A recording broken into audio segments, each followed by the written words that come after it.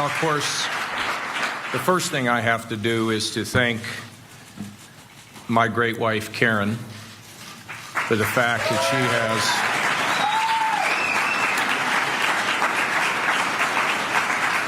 she has endured my political career and also, of course, accentuated it. There's nobody like Karen. She's charismatic. She walks into a room and people fall in love with her.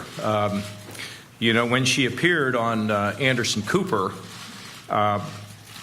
John Weaver commented, and Beth Hansen commented, that if we'd only run Karen, we would have been a lot more successful. I happen to agree with that. And, Emma and Reese showed up. And, they're unbelievable. They're just so beautiful. And they've been so supportive. And they've traveled with me around the country as well, and it was always such a delight to have the family on the road. And as their principal had said, don't let education get in the way of learning. And I think that they learned a great deal. And of course, I want to thank the Worthington Christian staff, and particularly Buzz Imboden, for their patience and willingness to kind of look after our family. It was terrific. Our staff, nobody has ever done more with less in the history of politics than what this staff has done. It's kind of always been this way. It's been a mystery to me, other than to say that I like to think that they think that they've been part of something bigger than themselves. And we all want to be part of something bigger than ourselves. And I think we do it with honesty and integrity. And as a result, I think I know, and I sure hope and pray that they feel that this experience that they have had in this campaign has improved and in some way changed their lives for the better. And so I'm looking forward to being able to spend more time with them. The volunteers, just amazing. I don't know how many, 800 people we had. Is it 800 people that went to New Hampshire? People who went to Michigan. People were in South Carolina. I would show up places and there were like people I knew. And I'm like, why are you here? And but they were believers, and I could never thank them enough for the long car rides, and in the snows of New Hampshire, they knocked on doors, and in the rain of South Carolina, they knocked on doors. They really gave of themselves. My mother used to always say, never forget the volunteers, Johnny. And they were always the ones that have given me the octane, the fuel to be able to carry out my purpose. And I want to thank the people who gave the money, the financial resources. We never had all the money we wanted. We were probably outspent by 50 to 1. But we were never, ever daunted in that. And we just got up every day and did the best we can. And of course, a big thank you goes to Beth Hansen, who was the campaign manager and did everything that she could possibly do. Oh. And my dear, dear friend, Doug Price, who...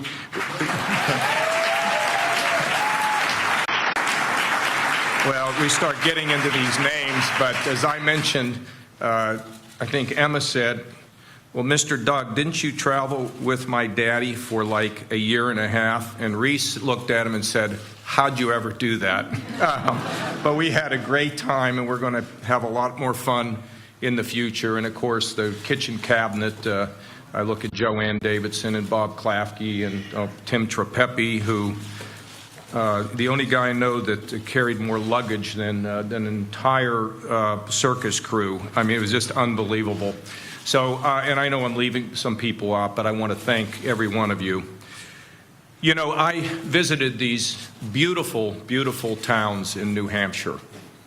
And people had really counted me out in New Hampshire, but when we hit our 100th town hall, It was remarkable, those beautiful towns. I will never forget the people of New Hampshire. We moved from New Hampshire, in the far east, all the way to the excitement of California, even being able to sit in traffic in Los Angeles. It was a big part of, and I just love California and what it means to our country and the excitement that it breeds. Yeah, I remember we were in the Upper Peninsula of Michigan. Never knew where it was. Heard about it all my lifetime. I never knew it was actually located above Wisconsin. And we landed, and I remember everybody was looking at their phones, and I said, would you all please put down your phone, because this is a winter wonderland. This is magical, what we're seeing here, what the good Lord has given us. To the energy of Miami Beach, Florida, for one of the last debates, and it was interesting. They didn't think I could make any debate, and I made all 13 of them. In fact, won a couple of them. As for my beloved Ohio, the people here, I cannot tell you how much I appreciate the opportunity that you've given me to be a leader in this state. The people of Ohio have given me the greatest professional experience of my lifetime. I've tried to pay them back, and last night in Cleveland, a woman, African-American woman, said, you made promises and you kept them. And that's why I'm here tonight, because I believe in you, that you brought our people together. Well, it only happened because the people gave me a chance. And everywhere I went in America, I told the people about our beautiful, beloved state and held Ohio high. And I think gave people an impression from one end of America to the other that Ohio is a special place. And I expect we're going to have more visits as a result. I marveled at my colleagues who held public office. They knocked on doors, they made phone calls. And I mean, these were people who came from the legislature. I mean, when you're an executive and you have to deal with the legislature, it's not always peaches and cream. But yet these legislators, the leaders, the Speaker of the House, the President of the Senate, some of my statewide colleagues like the Attorney General, just incredible that they would have come out and honored me. Frankly, I was so humbled by the fact that they came and they loved me. They encouraged me. The people of our country changed me. They changed me with the stories of their lives. Oh, we all remember that hug in South Carolina from that young man who had found despair and then found hope somehow. And he just wanted to give me a hug. And the country marveled. But that was one of a series of these things that had happened. A gentleman showed up in New Hampshire. He said, I don't think I warned my son enough about the dangers of a certain type of cancer, and now he has it, and I'm blaming myself. And he put his arm around me and cried. And I said, sir, it's not your fault. You didn't do anything wrong. You're a great father. You come here all the way from New York to tell me about this. Take the load off of your shoulders. He wrote us a letter saying that little conversation made a difference with him. And when we went to New York, months later, standing at the rope line, was that man. He said, I want you to know my son's doing much better. And I wanted to be here to thank you for taking the time with me. We were in a hall in Michigan,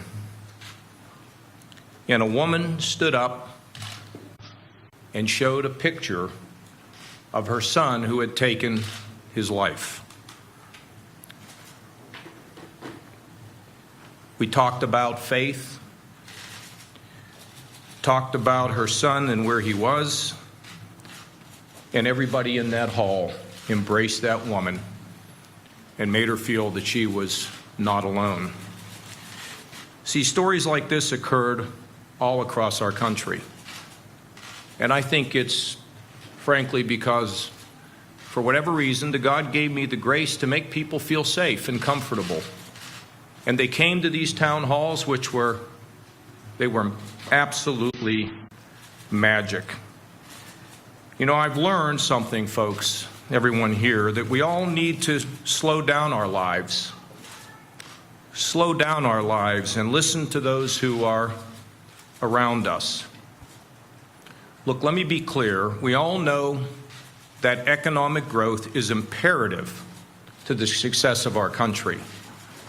Economic growth gives people an opportunity to realize many of their hopes and dreams in life. And without a job, the family's weaker, the community's weaker, the neighborhood's weaker, the state suffers, and our country struggles.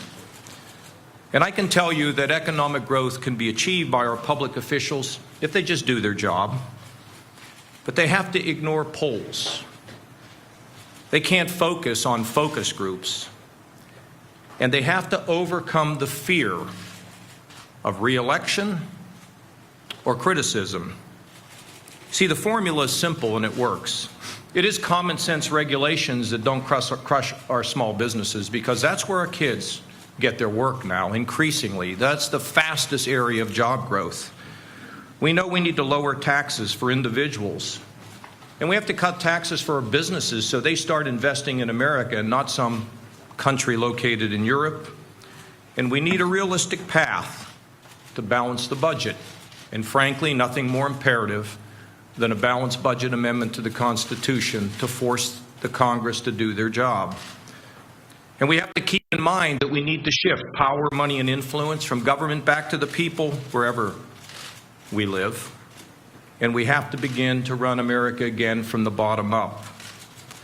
However, the spirit, the essence of America lies in the hearts and souls of us. You see, some miss this message. It wasn't sexy. It wasn't a great soundbite. But I saw a young lady. I saw a young lady in Philadelphia who came to me and said, I'm a producer on a major cable show, and I watch your town halls and talk about the spirit of our country and my role. And she said, you've affected my life. You see, I believe we all need to live a life bigger than ourselves. Yes, we need to live a life a little bit bigger than ourselves. We need to reach out to help lift someone else, because you know what? It comes to us naturally if we let it. You see, we are, as human beings, kind of hardwired to want to give someone else a lift, give someone else an opportunity.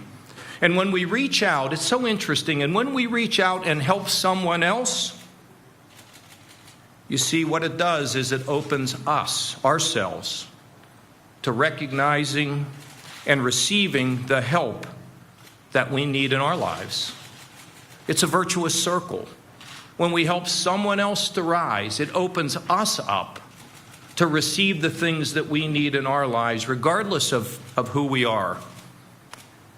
To paraphrase an old adage, I sought the greatness of America in her harbors and in her rivers, and I did not find it. I sought it in her fertile fields and boundless forests, and did not find it. I sought her greatness in her halls of Congress, and I did not find it. You see, after this campaign, I see it in us. When we come together, when we lift one another with our eyes on the horizon. Throughout my campaign, I have said, the Lord may have another purpose for me.